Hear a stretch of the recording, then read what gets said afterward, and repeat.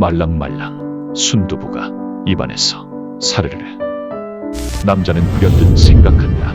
얼마 전 SNS에서 반짝 유행했었던 초간단 순두부 그라탕에 도전해봐야 한다. 먼저 피망과 양파, 슬라이스 햄을 적당한 크기로 쫑쫑 잘라준다.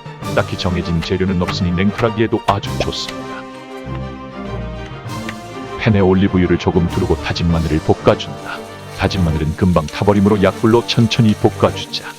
그 위로 피망과 양파를 투하.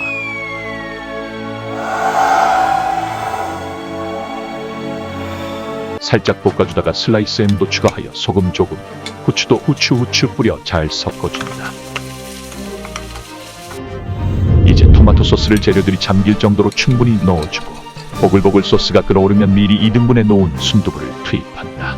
순두부에서 물이 많이 나올 수 있으니 요리에 넣기 전에 미리 잘라놓는 것이 좋지 라고 남자는 생각한다.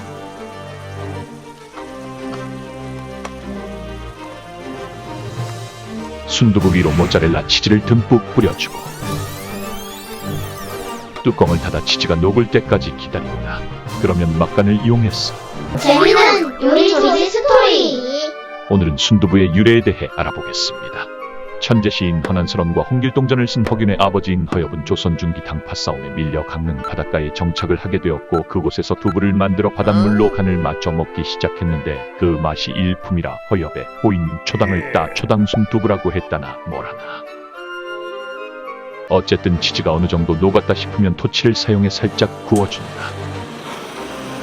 이 부분은 스킵해도 괜찮지만 보기 좋은 떡이 맛도 좋다던가. 가능하다면 시각적인 즐거움도 더해주도록 하자.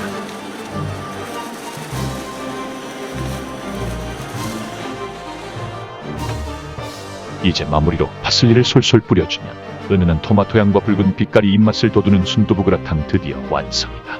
딱 봐도 입천장 날아갈 것 같은 뜨거움의 남자는 조심스레 그라탕을 한 입 먹어보고 고개를 갸우뚱거리는데 솔직히 말하자면 좀 애매하고 토마토 소스와 순두부가 따로 놀아서 무슨 맛인지 잘 모르겠는데 얼큰한 순두부찌개 땡긴다.